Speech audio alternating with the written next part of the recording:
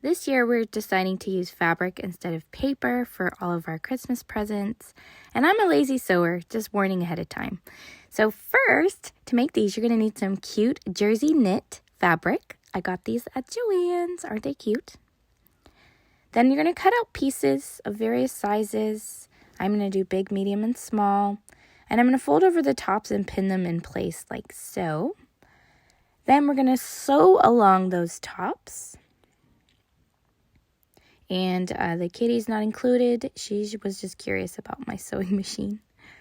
So after you sew along the edges at the top on both sides, we're going to put right sides in facing each other. So the right sides are kissing, essentially. And then we're going to sew along these edges all the way down.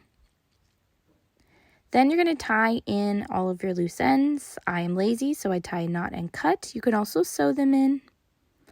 Then you're going to turn it right side out and put something inside of it. Ta-da! Isn't it cute?